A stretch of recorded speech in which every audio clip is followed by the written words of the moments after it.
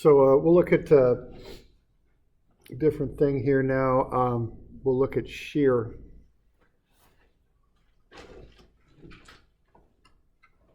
So what we've been looking at here so far is normal stress, or axial stress, which is stress along an axis. Now we'll look at shear. But I guess before we do, what's that symbol there? What does that stand for? Yeah, sigma is for stress, axial stress, right? And then, I don't have my pen with me right now, but that's the best I can do. What's that there? Okay, now there's two that look alike, and I didn't do a good job writing that out, but here they are. Which one's which? What's the one on top? It's a Greek letter E, so it starts with our letter E.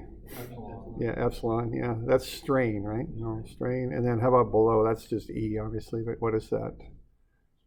Yeah, modulus of elasticity, it's called. It relates stress to strain. It's sigma over epsilon. And we got this kind of V-looking thing. What's that? Yeah, it's new. Yeah, Poisson's ratio, which is the ratio of lateral strain to longitudinal strain, a negative of that. Okay. Now what we're going to see is we're going to have a similar set of things for shear. So we're going to get some more Greek letters. Instead of sigma, we're going to have tau. That's shear stress. We're going to have gamma, which is shear strain. And then we're going to have the shear modulus, which is G. Okay. So we're going to get some more letters here. Okay. All right. Let's kind of look at what I'd call a lap joint here. So a lap joint, you'd have two plates, let's say, that are lapped, and you'd put a screw or a rivet or something in there to hold them together. What's going to happen here is you're going to get shear stress that builds up along that boundary there between the two plates, right in there in the screw. And so that's a real typical place where we'll get shear.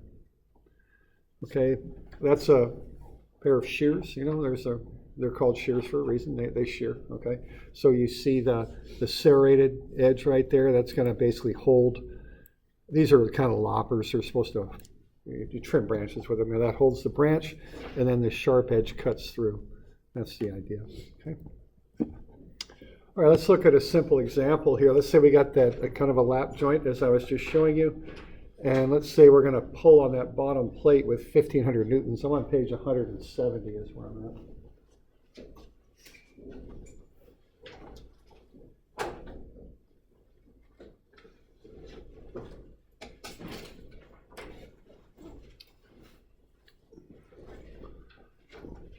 So let's see if we can find the shear force and shear stress on this thing. So that's page 170 is where I'm at. Okay. So what I've got there is a rivet. A rivet is kind of like they don't use them quite as much as they used to, but they're used to join when you have two holes lined up. You can push a rivet through them to join it together. Usually what you have is some sort of a long, thin, soft metal rod that fits in the hole, and then you've got a way of flattening it on either side of the hole. So you kind of flatten it out after you put it in. The old rivets were actually heated to soften them up, and they kind of hit them, I think, just to flatten them out. But there's a device like a crimping sort of plier you use to get those heads flattened out. So I've got the diameter of the rivet and then the area figured up there for you. And let's find the shear stress in the rivet. Now, shear, what that is the definition, anyway. Just a second. So the definition of shear, shear is tau, which is kind of turned into our letter T. It's a Greek letter tau. And that's P over A.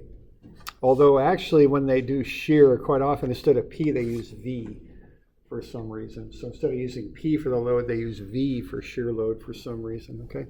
So shear stress, tau, is the load divided by the area. So if you want to be kind of careful about this, what you want to do is find the internal force in whatever it is you're analyzing the shear for. In this case, it would be the rivet.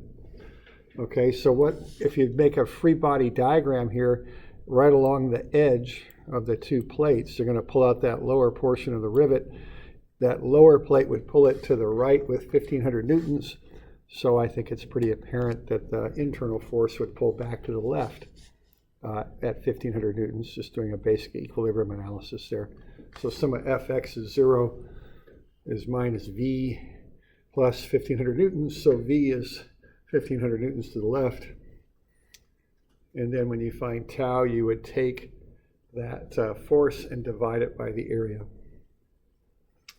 Okay, now when you look at these things, you know, normal stress and shear stress have similar formulas, a load over an area. What differs here is the area. Okay, the area, what it is, it's what resists the load. It's what's holding the object, whatever it is, together. Notice that in normal stress, the area, the force, I guess you would say, is normal to the area. In shear stress, the force is parallel to the area. So they're oriented differently. Okay. What normal stress does is take those atomic bonds and stretch them out or push them together. What shear stress does is slide the bonds. So you're kind of taking one plane of atoms and trying to slide it across the other is what you're doing. Okay. So there's the shear stress. And that's a fairly straightforward example with a lap joint with just one rivet in there, so pretty straightforward to calculate that up. So we're good with that? We got any questions on that?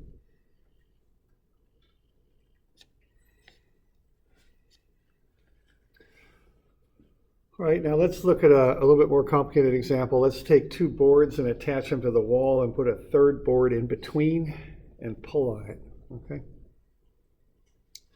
So we're going to pull on that middle board, and then we've glued it to the other two. We know the glue can handle a shear stress of 1.4 megapascals. Let's find out how hard we can pull.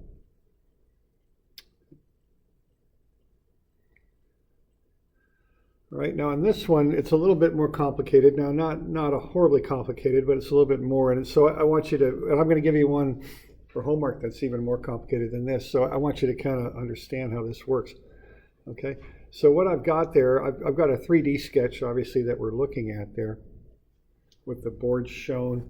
You know, you see the depth of the boards going into the page, so to speak. And then I make it a 2D free body diagram over there, okay? So here's the free body diagram of the three boards.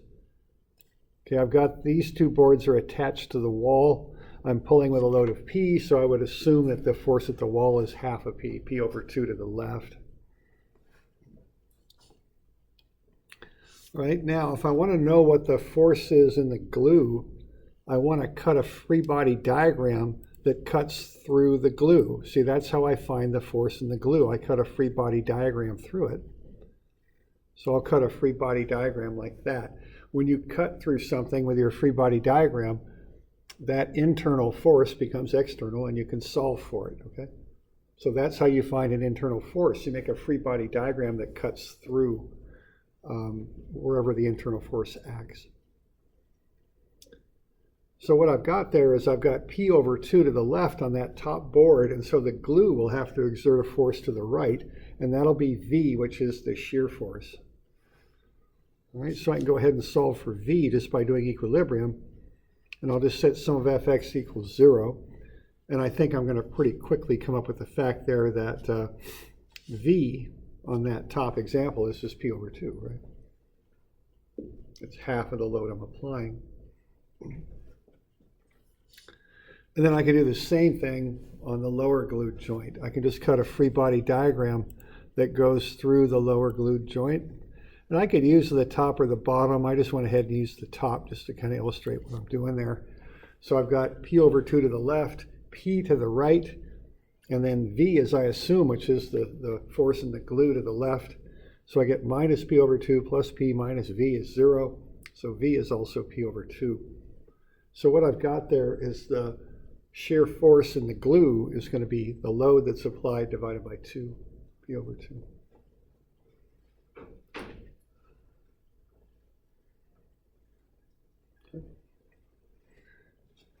So you do the same sort of thing we were doing, yesterday in recitation and like the homework you turned in, that idea of cutting through what you want to find the internal force in. Okay?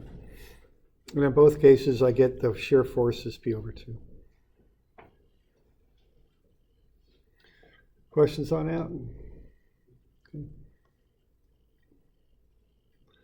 All right, then I divide by the area. Now the area will be the area over the glue, all right? So Vmax is P over 2. Now the area is just the area of one of the glued joints because P over 2 acts in each of the glued joints. So I'm just analyzing one glued joint. I found that the load in it will be P over 2. The area of a glued joint is 40 centimeters times the depth of the board, how far into the page it goes, and you're given that that's 0.15 meters.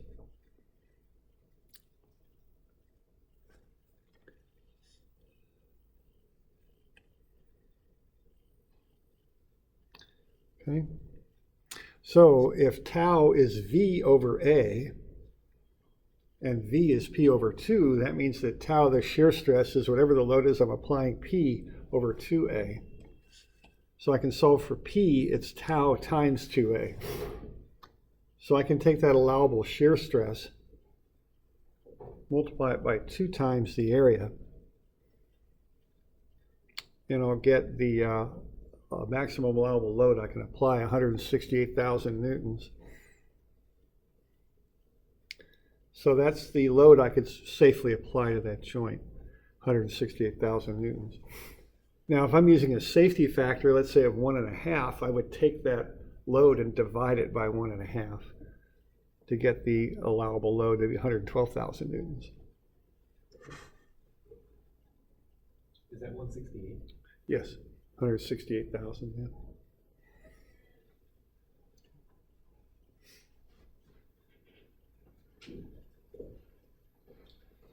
And tau represents shear stress? Shear stress, right. I think, you can remember what to call it because it looks like a T for tau, but yeah, shear stress is tau. And also they changed that letter for load for some reason. It's very common. Instead of P, they use V for shear load. It's a common thing that's done. I don't know why they use V. I'm not sure about that. Okay.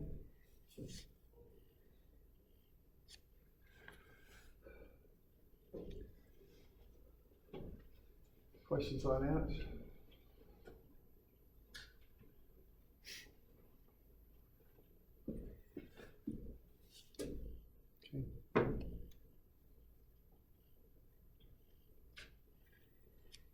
All right, so that's shear stress, which is force over area. There's also shear strain. Now, shear strain is kind of, it's a little different than normal strain. It's got the same equation. It's delta over L, but the definitions of what is delta and what is L change. All right, so delta is right there. It's how far over that.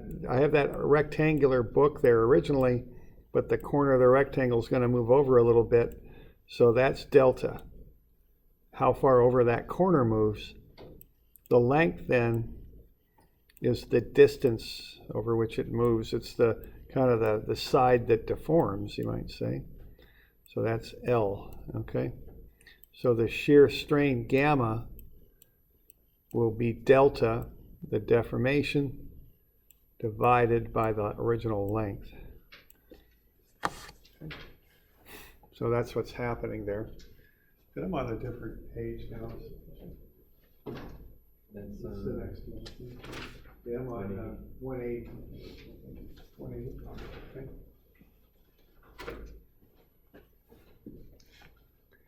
All right. So there's shear strain delta over L. And there's a picture of that, okay? So delta is how far it moves over, L is the original length. Now notice again, with axial, delta and L are on the same direction. In shear, they're not. Delta is perpendicular to L. Okay? So what you're seeing there is that sliding action. Each page in that book is sliding across the one before it. Okay, so they're all just sliding across. So that's that sliding action. Now, shear strain can be defined two ways. The fundamental definition is delta over L. You could also look at it as an angle in radians, which sometimes that definition is used. So the tangent there, tan is opposite over adjacent, which for this triangle here is delta over L. Okay, so the tangent of this little angle in here is delta over L. For small angles that are measured in radians, the angle itself and the tangent of the angle are very close. They're approximately equal. So you can define that as delta over L. You can also define it essentially as the angle in radians that you've got in there. Both definitions are used depending on the situation. Okay.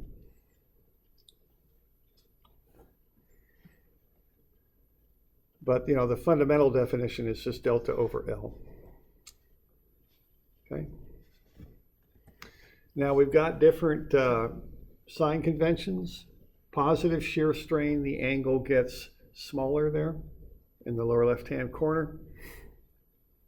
Negative shear strain, the angle gets bigger, which you kind of have to remember those are kind of flipped from what you might think intuitively. There's reasons for that we'll get to later. So positive shear strain makes the original angle smaller. Negative shear strain makes the original angle larger. Okay. All right.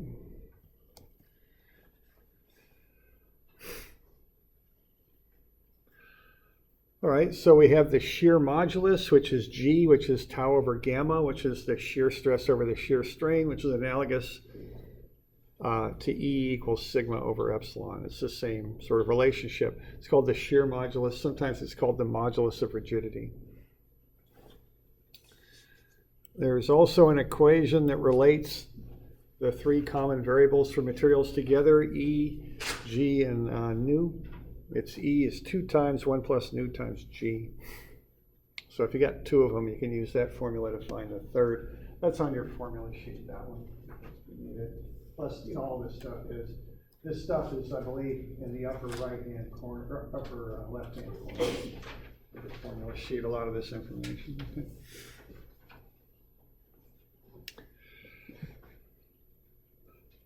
All right.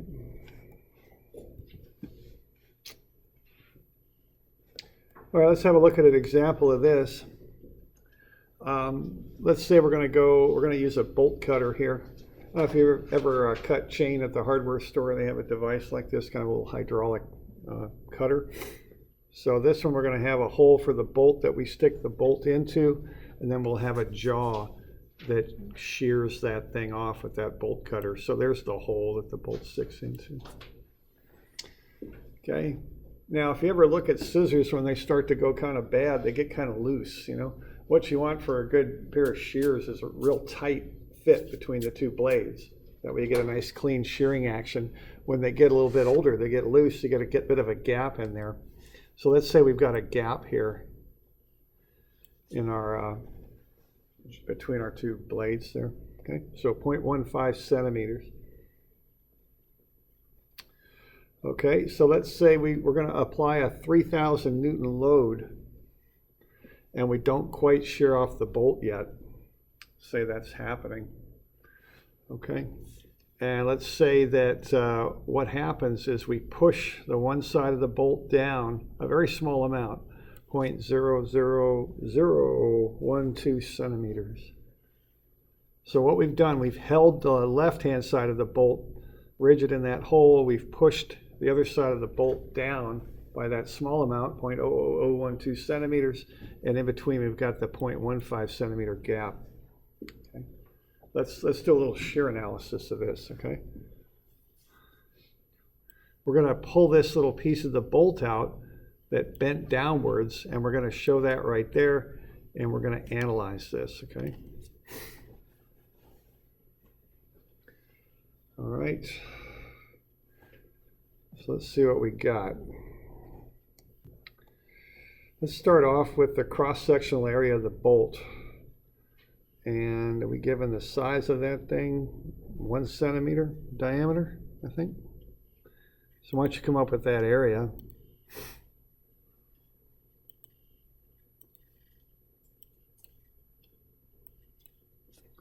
So 1 centimeter diameter, what's the area there?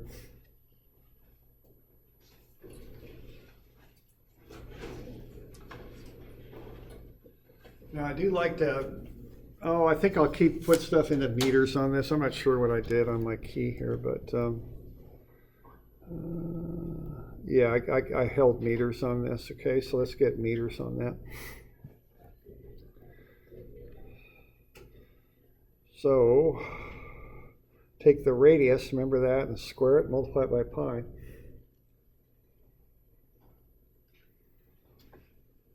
One, two, three, 4 zeros.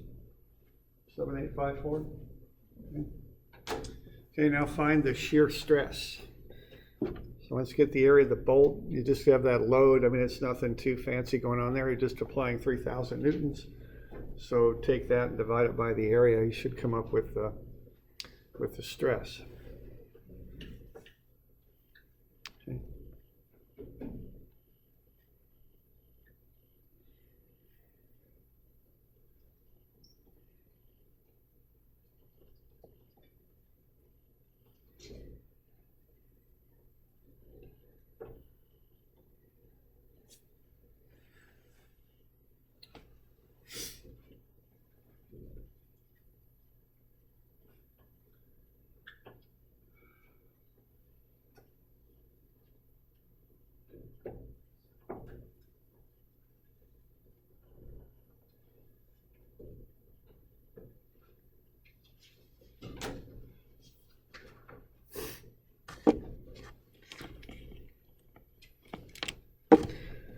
So I'm thinking about 38.2 megapascals. You'll get into something like that. 38.2. Okay. All right. We'll get to that. I'll show you those numbers there in just a second. About the shear strain, what's that going to be for this? That's delta over L. So if you look at that piece of the bolt that bent, what's the shear strain for that?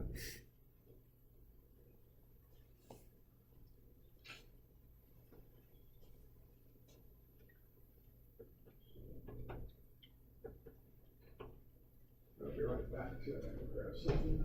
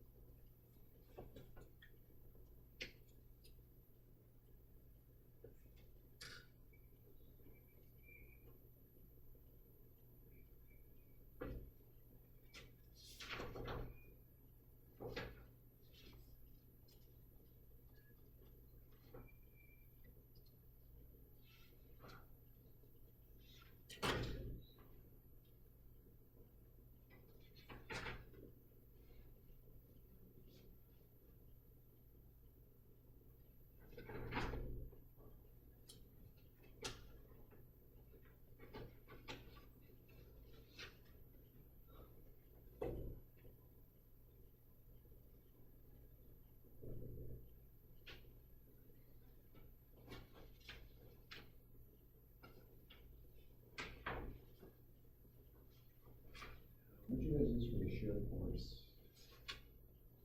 3,000 newtons. Yeah. Okay. And then the area was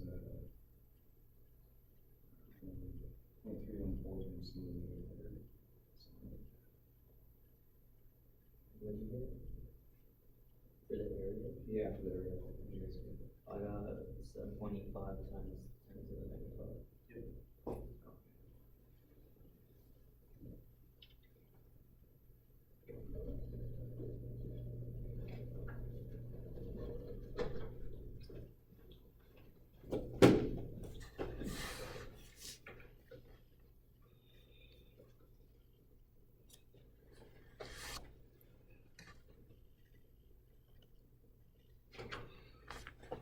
All right, so I'm getting a gamma of 0.0008. I'm taking the delta, which is how far down the bolt bent, which is right there, and then I divide it by the length over which it bent. Notice that the delta and the length are perpendicular to one another. Okay, so gamma there is 0.0008. The shear stress then, I take the area of the bolt and divide that into 3,000 newtons. Okay, so there's the stress and the strain. Those are for shear. Okay, and then the last thing here would be to find G, or almost the last thing anyway. Now G is the shear modulus. Now the modulus is the ratio of how hard or how much stress you apply versus the deformation. Okay, it's telling you basically how ductile or flexible the material is, how much it deforms for a given load or a given stress, I should say. Okay, so that's 47.8 gigapascals.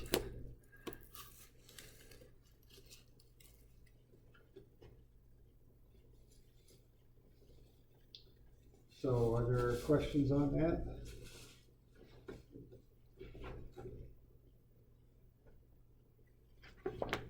Okay, doing all right?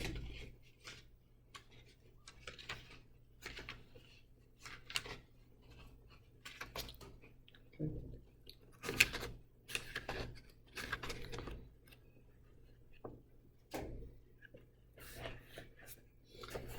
All right. So that's a little bit there with shear. I think I also asked you to find E. You know, I gave you Poisson's ratio up there. You could find E if you had it. There's just that little formula that you could throw at it if you want. Okay. So we good with all this stuff? We got any questions on this? Doing all right? Okay. All right. So E is just 2 times 1 plus nu times G. So if you've got 2, you can find the third. So if we got G and we got Poisson's ratio, we can find E. That's another little thing you can do with that too. All right.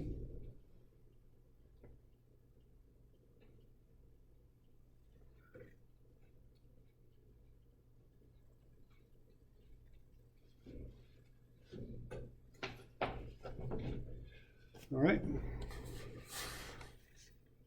So questions? We good? All right. All right, so that's just a whole bunch of stuff. That's so as I had it up at the beginning, we've got these, I guess there's 7 of them now, okay? And again, they're all just pretty simple little things, but there's just a lot of them. So you want to keep those things straight, okay? And they are, I kind of grouped them up on that way on purpose. So sigma, epsilon, and E, tau, gamma, and G. Poisson's ratio relates to both, though it is.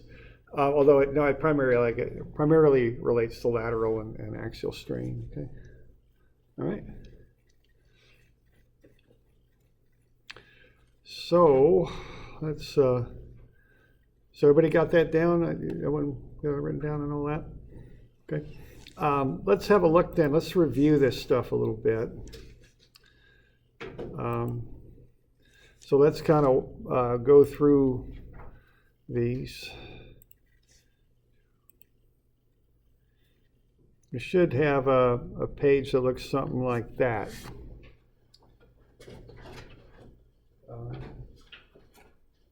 It's in your notes. 200. Yeah, 200, thank you. So let's get that out, so page 200. All right. And then let's kind of walk through this a little bit. Now, primarily you'll be doing this, but I'll be kind of helping out with this. All right, now look at those 2 cases. Remember the hatching, what that does, that tells you what is attached. Okay, that's normally how engineering sketching works there. So right down here we have attachment on this one, whereas the attachment is over here on this one. So one of those is shear and the other one's axial. So why don't you label them? Let's start with that.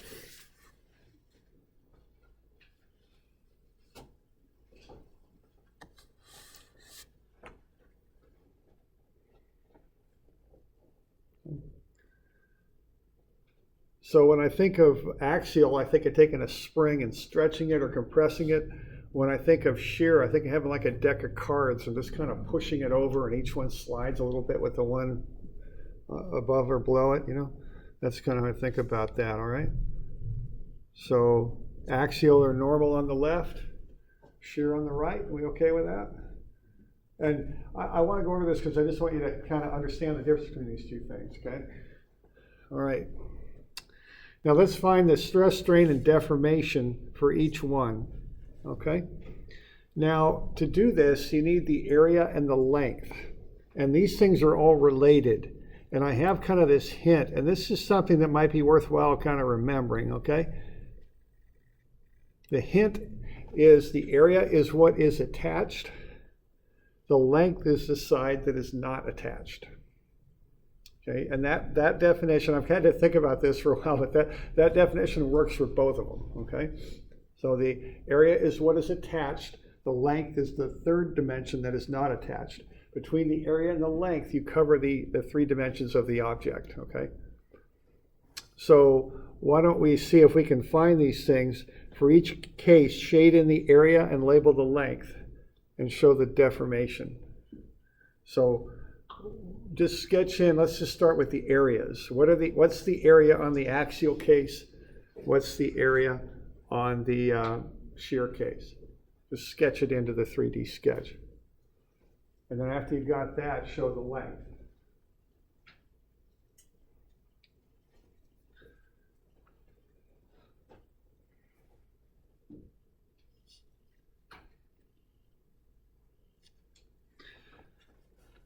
Okay, so kind of shade in the area, darken one of the lines for the length, and then sketch in a little bit of deformation. What's that thing? What are those things going to look like after those loads are applied and they start to deform? What are they going to do?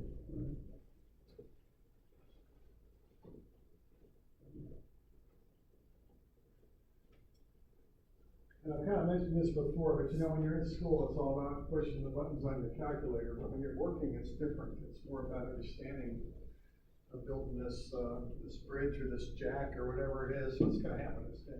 What do I have to look at? You know, what do I need to concern myself with when I design it?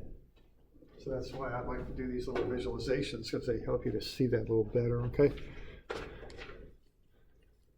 Y'all got something on that? Okay. So I've got the hatching for the areas. That's what's attached. I've got the lengths in green. Why don't I do the lengths in blue here? So the length would be right there. I'll kind of use a squiggly line. There's the length. For this one, the length is doing that, right? Okay, there are the lengths. And then what would happen there if, for the one on the left, that's axial, that's going to lengthen out a little bit. If you just pull on it, it's going to stretch out and become longer. But the other one's going to kind of go into a parallelogram shape, okay? Each one of those planes is going to slide a little bit with the one previous, and so it's going to turn into a parallelogram, okay?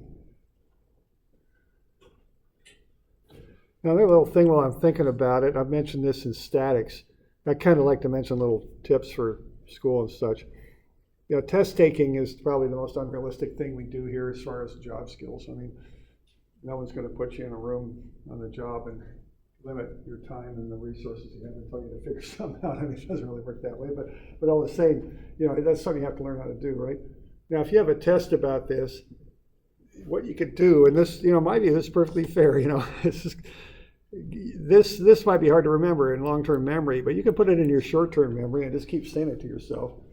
And as soon as they hand you that test paper, you can just slap that statement right on the top, right? And you've got it there. That's a strategy you can use for tests. If there's these little things you got to remember, just run them in your mind. See, short-term memory is different than long-term. Long-term, it's like hard memory. It's there. Short-term is a little bit more temporary. You just keep it going in short-term memory. You can just write it down as soon as you get the test, and you got it. Okay? Just a little thing you can do sometimes. All right, so we good with that? We got that sketch? All right. Well, now we can run all the numbers. So Let's get the area and the length for the axial one. So it should be a very quick little calculation there.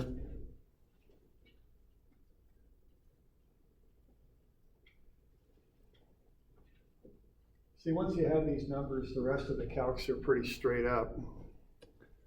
So the area, and I like to keep them in meters when I'm doing these, and newtons in meters when I'm doing the metric problems. Okay, so the area is just the two dimensions. The length you've got, you just have to write it down. Okay.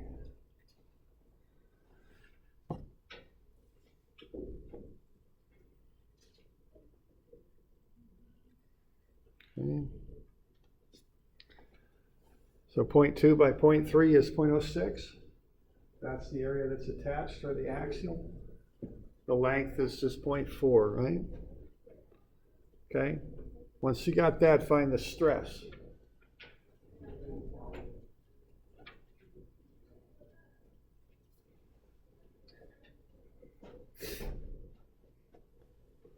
Let me know if you got questions.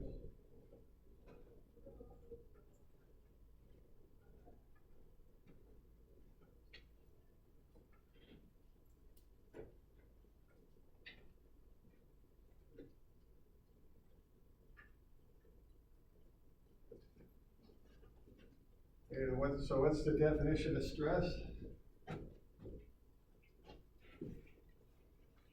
Force over area. Yeah, force over area. You got the force, you got the area. You know, pretty straight up. So if you just get the area and the length first, the rest of the calculations you just kind of run right through them, you know.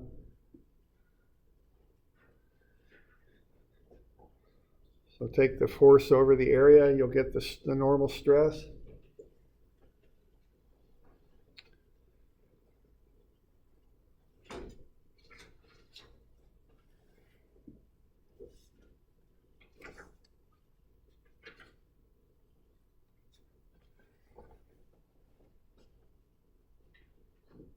.3 times 10 to the 6. Okay, that's a megapascal, right? So 13.3 megapascals. We good with that? We got any questions?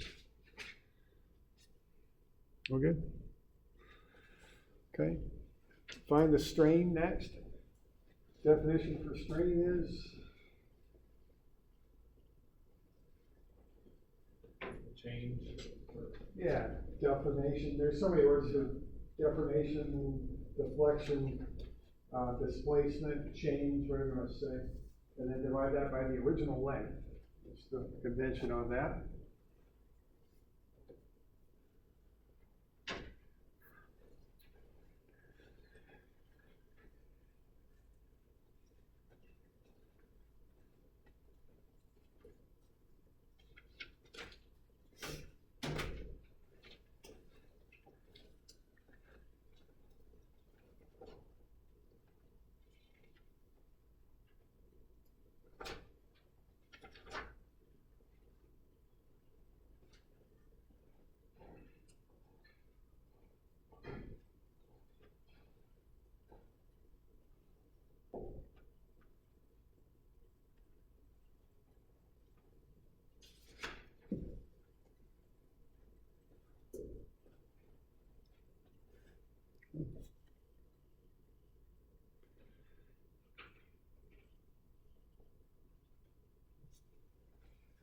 We got a 0.000667. Is that a year? Oh, that's epsilon there. Yeah.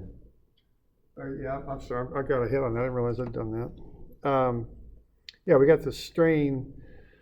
Oh, I'm sorry, I didn't tell you what the strain was. It's delta over L, but the way you got to find it here is you got E is sigma over epsilon, so epsilon is sigma over E. Because you've got sigma, you got the stress, and you've got the modulus there. I gave you that. I'm sorry, I didn't really clarify that. So if you take the stress over the modulus, you'll get the strain. Okay? So the deal here is if we know the force we apply and we know these material properties, we're going to be able to figure out what delta is. Okay?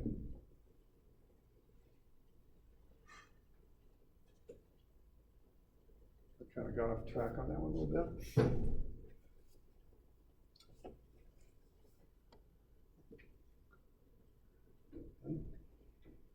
So there we're using the material property to get what we would predict the strain to be, 0.000667, okay? Now that's like a proportion of lengthening. If you multiply that by 100, you'd get the percentage of lengthening is what you'd get, okay? But we just express it like a ratio. All right, so from there, how do you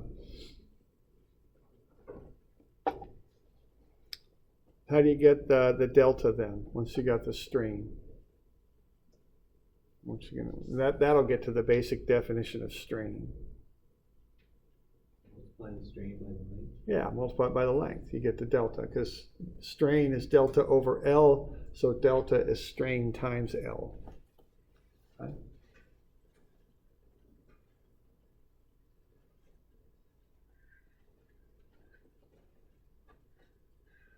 So if you just take that strain times the length, you'll get the predicted delta. Okay.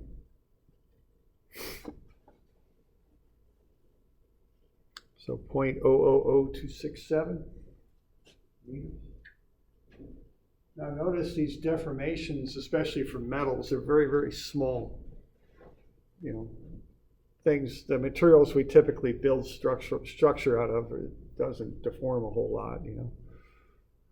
And actually in this class, sometimes I'll use relatively low moduli, and that'll get you high deformations, just so you're not writing out answers like 0.00000000. I'll just, it's a little unrealistic sometimes, some of the modulus, actually they're called moduli in plural, that I use just to make the deltas more reasonable. Yeah. What's the unit on that? On delta, it's meters.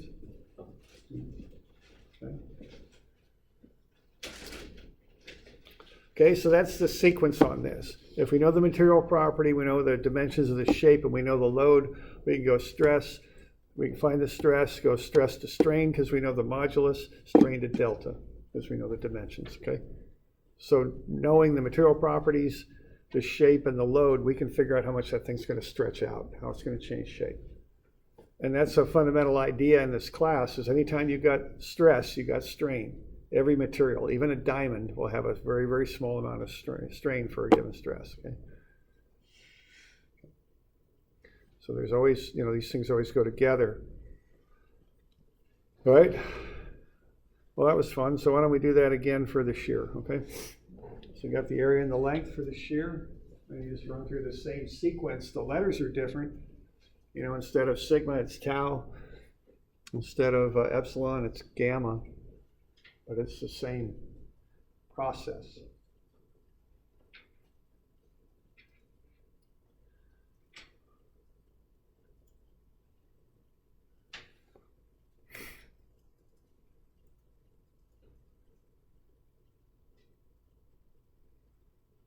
Okay, so find the area and the length first, and then just walk on down, get the stress, get the strain, get the delta. Same thing.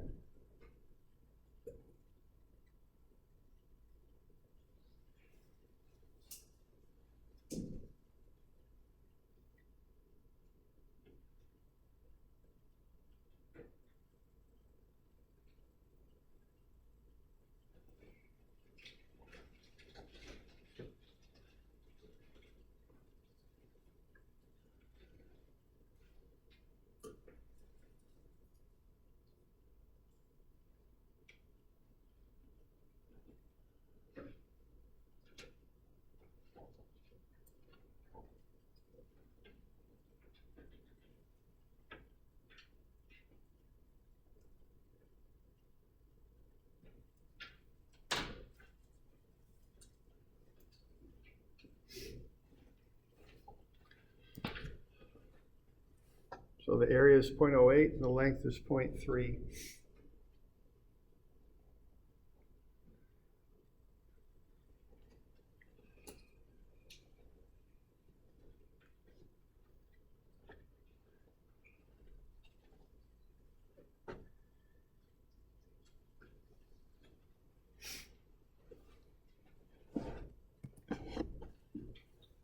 Stress is 7.5 megapascal. And you can use G to find the strain.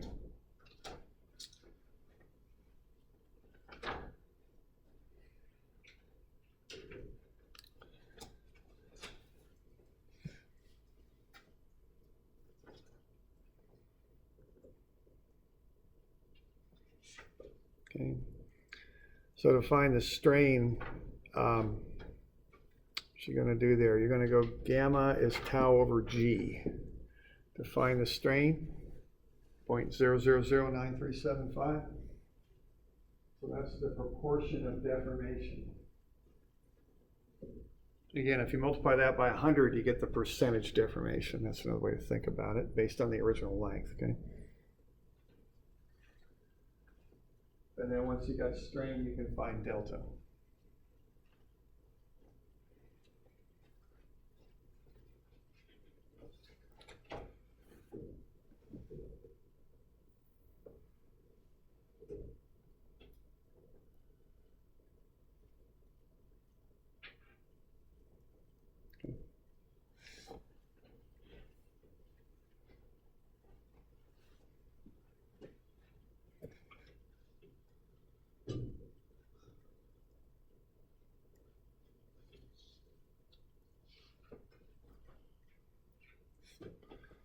I got 0.000281 delta.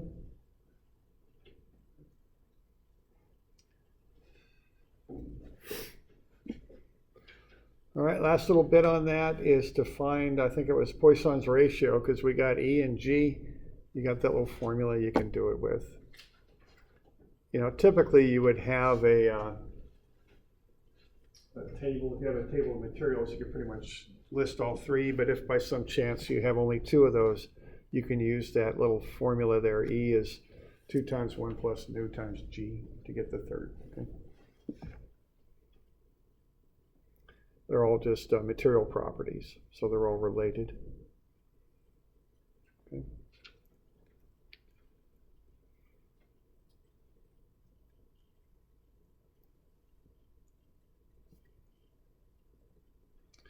So you can kind of work your way through that formula and get to nu. It's 0.25. For metals, nu is typically between 0.2 and 0.4. That's usually where it is.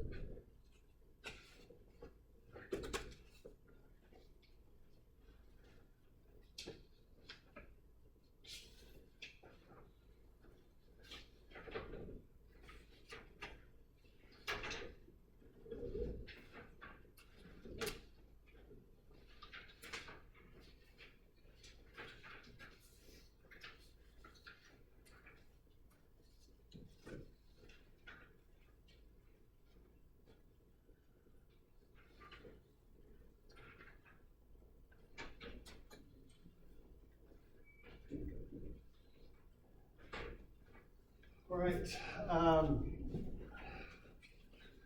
Now we got a few of these to be working on. So these will all be due Tuesday, I guess. Let's have a look. All right. So far, I'm going to add a few here. Let's see. So far we got 111, and then we've got, is it 122? Yeah, 122.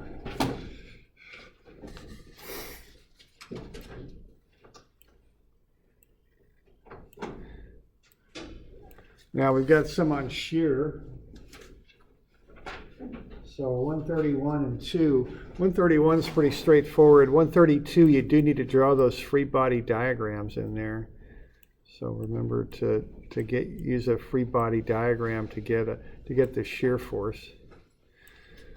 Okay. And then we'll do a couple on shear deformation. 141 and 143.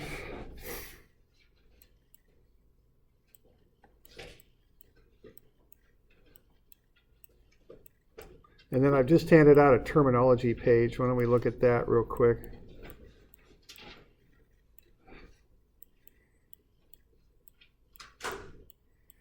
So a terminology page, which I'm going to have, I don't have my pen with me. I forgot to bring it. So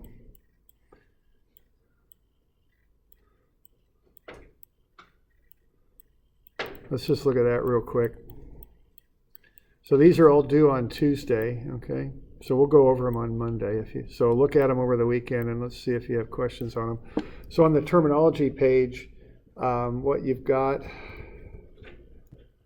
is a list of things there to be filling in, basically. There we go. Online, it looks like that. The one I handed out in class looks like that. So here, the pronunciation, what's the pronunciation on this one? Gamma? Okay. What's the pronunciation on the other one? E? Okay. Okay, what is this one? Shear strain? So I want the name of it in the middle column. And then the formula for shear strain is what? We're just running out of time, so maybe I'll answer my own question. Gamma delta over L, is that right? Okay. So that's how I'd like you to fill that out. I just want you to have this as a reference page, really, is what I want you to do. That's why I want you to do it.